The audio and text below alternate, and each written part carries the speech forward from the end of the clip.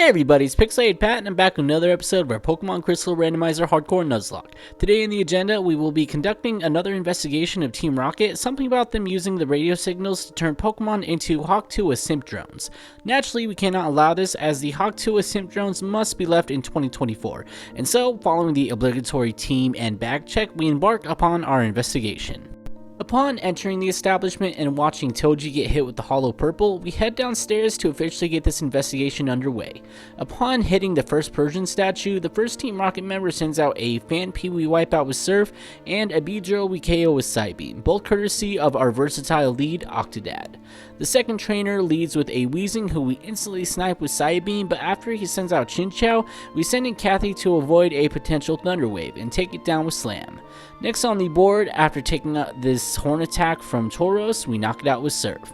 Since Octodad got a level there, and I have to be careful with a gym coming up, I switch Drillbird into the lead slot before continuing to the next statue. This time we take out Fan-Pea with Tri-Attack and the Beedrill with a Peck. Next up, while I know that a Pinkbo boosted Tri-Attack from Dodrio would probably be enough to KO Weezing, I decided to play it safe and switch over to Steelbro, who KOs it with Dig because I love Generation 2. Next up, I decided to play a little recklessly by keeping Steelbro in against his Chinchou, but Water Gun does practically nothing due to the level difference, and we knock it out with Dig. As for the Tauros, all it takes is a Strength and a Rock Throw to knock it out. Next up, upon approaching the next battle, I sensed something dark, and my senses were on the money because they had a fortress. And so we switch from Dilbird over to Steelbro, and we are instantly hit with a self-destruct, which luckily only does 8 damage to our steel-clad brethren. Afterwards, they send out an Azumarill, which is where Sora gets to make his debut for the episode, knocking it out with the Razor Leaf. Next up, this Nidoran female falls to Razor Leaf as well, only leaving their unknown. Upon switching in, we are hit with a super effective hidden power, but Drillbird tanks it and knocks it out with a Tri-Attack. Since I knew we wouldn't be going for the static encounter this episode, we go for it here and are met with a coughing. Naturally, I switch over to Steelbro, and naturally, it self-destructs right away because this is a Nuzlocke. Next up is the Scientist, who first sends out a Hitmonlee we take out with Peck, and after he sends in his Marowak, we switch over to Kathy and knock it out with Surf, which is where we are then met with a second unknown. From there, we switch over to Drillbird and are hit with another super effective hidden power, but its fate remains the same. After picking up the Moon Milk on the ground, I decided against turning off the statues because 1, the money earned will help us buy healing items, and 2, the XP will help in the long run. That, and this is a hardcore Nuzlocke, so I kinda signed up for it. Anyway, since I don't want to annoy you guys with dialogue covering 3 rounds of the same 2 trainers, the next section of footage will be sped up and played without dialogue, so please enjoy some relaxing music to Sonic the Hedgehog speed uncut footage.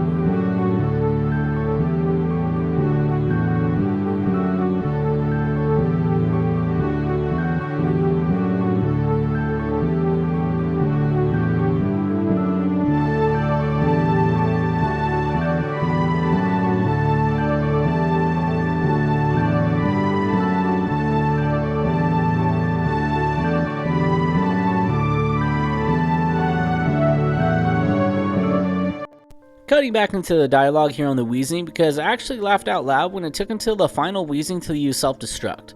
As always, we make quick work of the rest of their team and make our way to the lower level where Lance takes note from the Luigi handbook by giving us free healthcare. The next Rocket Grunt provides us with quite a delight, greeting us with a Celebi. After sending in Steelix to tank a potential ancient power, we knock it out in 1 hit thanks to a crit, and from there he sends in an Articuno we knock out in 1 hit as well with a 4 times super effective Rock Throw. After we knock out the next one's Vileplume, we consult with Lance once more because we've been too busy grinding for XP and money to gather any meaningful details for the investigation. Clearly taking note of the fact that I am autistic, Lance gives me the side quest of obtaining a pair of passwords, but since I am not an expert hackerman, the only way I know how to do that is through battle. As the side quest begins, the scientist dude sends out a Dragonite and I am instantly hit with the memories of the failed attempt. Seeing an opportunity for redemption, we send out Steelix to take care of the pseudo-legendary with a pair of rock throws. His next Pokemon is a Parasect, but it falls quickly as well to a rock throw and a strength, but not before paralyzing us. Afterwards, we challenge Jessie of Team Rocket to a battle, but she only has Eradicate and a Vulpix that we drown with Surf. Luckily for us, she's in a good enough mood to give us the first password.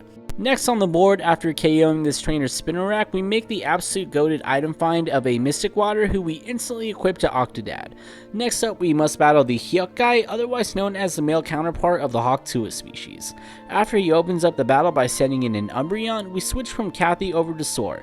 Since we do not have any fighting types on hand, our only option is to stall, which begins with a Leech Seed followed up with a Poison Powder after a few misses.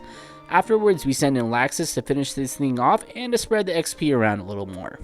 After overcoming our lack of hackerman skills by obtaining the second password, we make another goated item find with the Hardstone and instantly equip it to Steelbro, strengthening his Rock Throw. The next item we find was pretty cool too since it was a freshwater, and this is your reminder to drink water daily. The next battle starts off easily enough, knocking out this Nidoran with Cathy and this Execute with Drillbird, but then we are greeted with our second Articuno of the episode. Naturally, we send in Steelbro to take care of it just like before, but we are frozen upon entering the battle. Since I knew Steelix could take some hits, I decided to leave him in to see if we could hit the small chance of thawing out before the end of the turn, but it took just a bit too long for my taste, so ultimately I decided to just send in Laxus to eat his usual meal of a legendary Pokemon. After healing our mighty and beloved Steelix, we are once again met with our rival Sasuke, who also appears to be side questing. He mumbles something about destroying the leaf and then pushes us for literally no reason, so I decided to report this experience to the manager of this establishment. However, since we caught him at his computer in the middle of a corn tub session, he does the only reasonable thing by challenging us to a Pokemon battle. He must have been pretty mad because the first Pokemon he sends out is a Dragonite. However, we are able to make quick work of it after sending in Steelix and hitting a pair of rock throws. He then sends in a Magikarp, and at this point, I just feel bad for him. While he contemplated sending in Laxus to eat some fish, in the end I decided to just hit it with Strength, which then brings us to a Hoppip that we KO with Rock Throw. After storming off for understandable reasons, Murkrow thanks us for ending the session happening right in front of him by giving us the final password. After switching our lead back to Octodad, I make my way back through the compound so we can finally enter the server room and put a stop to Team Rocket's Hawktua Syndrome madness. However, before we can enter the server room, the Hot Goth Team Rocket admin attempts to distract us just for Lance to come in with the save before she can put us under a spell by calling us a good boy. And so, the battle commences. I'm assuming the Hot Goth Team Rocket member was pretty mad about the opportunity Lance took from her because she sent out a Mewtwo. After the always careful moment of deliberation, I decided to send in Cathy over Laxus because Cathy deserves a shot, giving Mewtwo a chance to set up barrier. Right away the confusions begin, but luckily the two amnesias in a row we set up are able to beef up our special defense enough to tank them. From there, all it takes is a pair of Surf attacks to take Mewtwo down to the red, and after using a third amnesia to make it the move that gets disabled if Mewtwo manages to land at the next turn, we are instead hit with a confusion that also lands a confusion status. However, Cathy is able to break through the confusion and Mewtwo bound with the Surf. Her next Pokemon is a Beedrill, so I switch over to Octodad, losing a little bit of health upon entering the battle. Beedrill then takes a chunk with Fury attacks, but we take out more with Psybeam. After another Fury attack takes Octodad down to half health, Psybeam takes it off the screen, which only leaves her last Pokemon, Magneton, who is easy pickings for a dig attack from Steelbro.